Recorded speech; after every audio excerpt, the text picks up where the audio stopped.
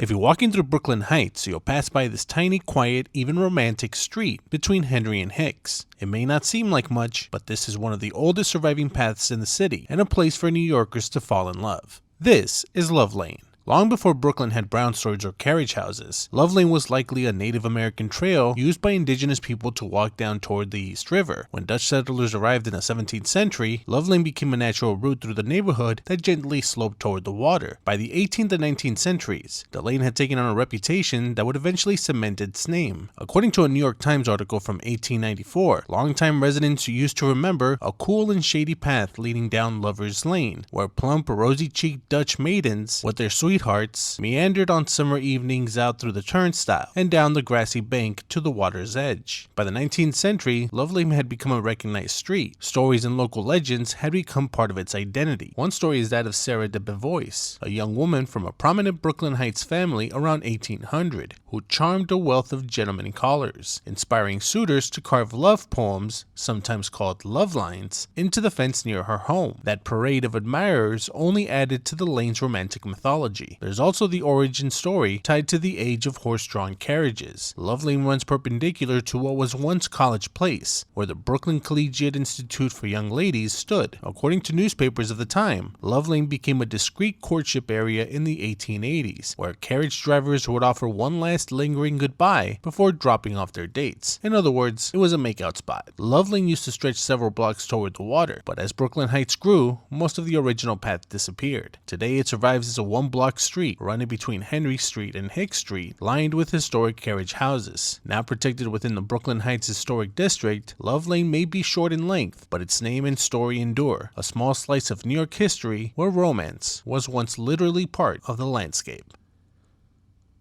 So that's kind of interesting.